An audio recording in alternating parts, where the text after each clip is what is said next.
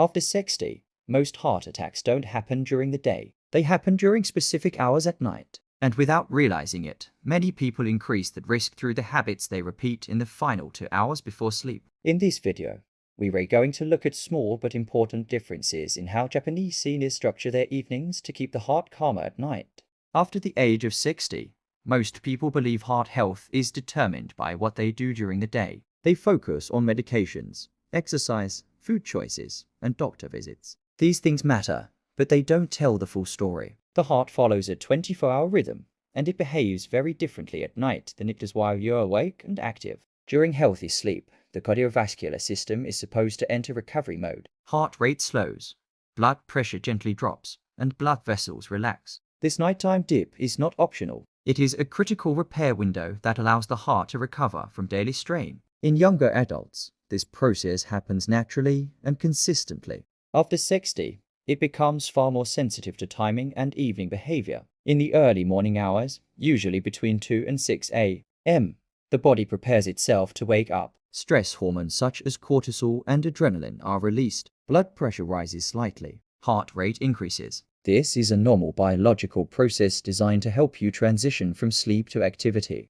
The problem is that in older adults, especially those with stiff arteries or long-term blood pressure issues, this rise can become sharper and more demanding on the heart. Western evening routines unintentionally make this vulnerable window more dangerous. The issue is not one dramatic mistake. It is a collection of small, familiar habits that quietly interfere with nighttime recovery. By the time the heart reaches its most sensitive hours, it is already carrying unnecessary strain from the evening before. One of the most common habits is prolonged sitting after dinner. Many people finish their evening meal and then remain seated for hours. Movement drops sharply compared to daytime levels. Muscles that normally assist circulation become inactive. Blood flow slows, especially in the lower body. The heart must work harder to maintain circulation, even though the body is supposed to be preparing for rest. Late, heavy dinners are another factor. In many Western cultures, dinner is the largest meal of the day and often happens close to bedtime. These meals frequently contain high levels of sodium, even when they appear healthy. Digesting a heavy meal requires increased blood flow and raises blood pressure. When this happens late in the evening, the heart enters the night already under load instead of relaxed. Hydration timing also plays a subtle role. Many older adults reduce fluid intake in the evening to avoid waking up at night. As a result, they go to bed mildly dehydrated. Blood becomes thicker. Circulation slows. During the early morning hormone surge, thicker blood moving through aging arteries creates more resistance and stress on the heart. Sleep posture adds another layer. Unlike daytime, when posture constantly changes, sleep locks the body into one position for hours. Certain positions can compress blood vessels or place mechanical strain on the heart and surrounding structures. Over time, this reduces circulation efficiency during sleep and limits oxygen delivery at the very moment the heart needs stability. What makes these habits risky is that they feel harmless. Sitting after dinner feels like rest. Eating a full evening meal feels satisfying. Drinking less water feels practical. None of these actions cause immediate pain or warning signs. The heart absorbs the extra workload silently. Morning blood pressure readings may look fine. The connection between evening behavior and nighttime stress goes unnoticed. Western healthcare also focuses almost entirely on daytime measurements. Blood pressure is checked during office hours. Symptoms are discussed while sitting upright. Medications are adjusted based on daytime readings. Nighttime physiology, where many cardiac events actually occur, receives far less attention. Culturally, evenings are treated as a reward period. Discipline happens during the day. Relaxation happens at night. Unfortunately, the heart does not recognize this distinction. It responds only to physiology. Late stimulation, prolonged sitting, heavy meals, and poor timing signal stress, not recovery. The effect of these habits does not appear suddenly. It accumulates slowly. Night after night, the heart enters sleep slightly less relaxed than it should be. Blood pressure does not dip as deeply. Heart rate variability decreases. The early morning rise becomes more abrupt.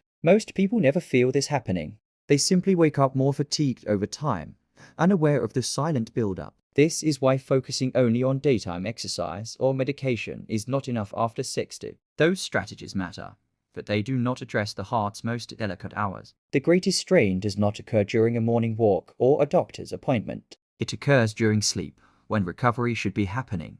In many Western routines, the evening is the most neglected part of heart health. It is treated as passive time, when in reality, it sets the tone for the entire night. Small choices made in the final hours of the day quietly determine how the heart handles its most vulnerable window. Understanding this does not require fear. It requires awareness. The heart is not fragile, but it is responsive. Timing matters. Structure matters. The evening is not just the end of the day. It is the preparation phase for nighttime recovery. In the next part, we'll look at how Japanese longevity culture approaches the evening differently, not through extreme effort or strict rules, but through simple adjustments that support calmer nights and steadier heart rhythm. If this feels different from the usual heart advice you hear, stay with me. In the next part, we'll look at how Japanese seniors structure their evenings to support calmer nights.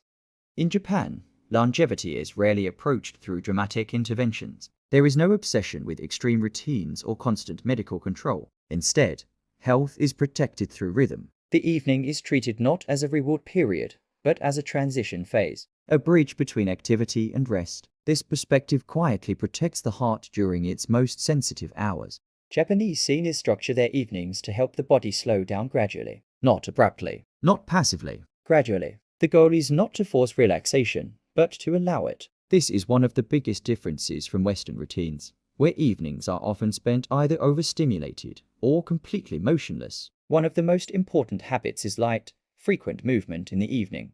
After dinner, Japanese seniors rarely sit completely still for long stretches. Movement is gentle and unstructured. Standing up to wash dishes, walking to another room, stretching lightly. These small actions keep circulation active without signaling stress to the nervous system. Blood continues to flow smoothly, especially in the lower body, reducing strain on the heart before sleep. Another key difference is how dinner is treated. Evening meals are intentionally lighter. Portions are smaller. Sodium is naturally lower because meals rely more on fresh ingredients than processed foods. This allows digestion to complete earlier and prevents unnecessary blood pressure elevation close to bedtime. The heart enters the night in a calmer state, not burdened by late digestive demands. Hydration is also handled differently. Rather than restricting water in the evening, Japanese routines emphasize proper hydration earlier in the day. Fluids are consumed steadily from morning through late afternoon. By evening, the body is already well hydrated, reducing the need for large fluid intake at night.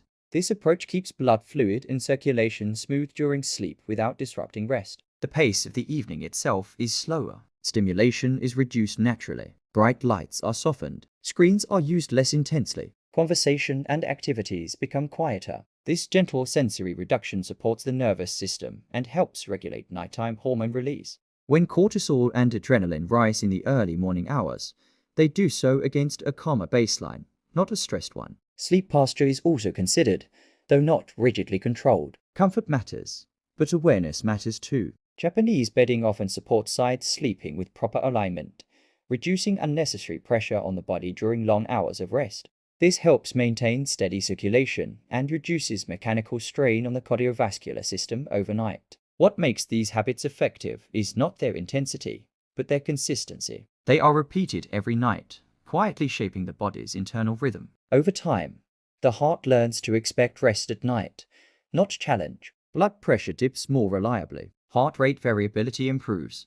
The early morning rise becomes smoother and less demanding. None of these habits require special equipment, medications, or extreme discipline. They work because they align with how the aging body naturally wants to function. The heart does not need to be forced into calm. It needs to be allowed to recover.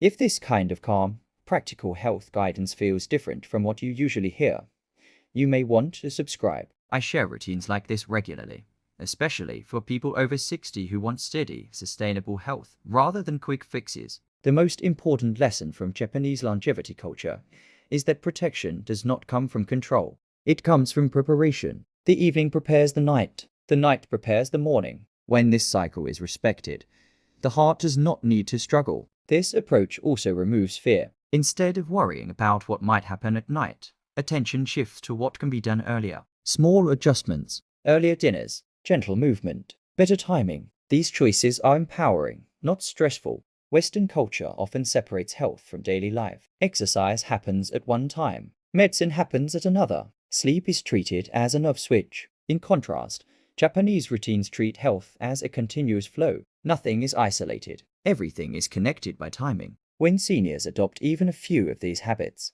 they often notice subtle changes. Sleep feels deeper. Morning stiffness decreases. Energy becomes more stable. These are not dramatic transformations. They are signs that the body is working with itself instead of against itself. The heart does not need heroics. It needs rhythm. It needs evenings that signal safety instead of demand. It needs nights that allow repair instead of interruption. Japanese longevity routines quietly provide that environment. As you think about your own evenings, there is no need to change everything at once. Choose one small adjustment. Stand up a little more after dinner. Eat a bit earlier. Drink more water earlier in the day. Dim the lights sooner. These small changes compound over time. If you're over 60, I'd like to ask you one simple question. Around what time do you usually start winding down in the evening? You can share it in the comments. I read them all, and it helps shape future videos. Your heart has carried you through decades of life. Protecting it does not require fear or force. It requires respect for timing, rhythm, and rest. When evenings are structured with intention, nights become calmer, and mornings arrive with less strain.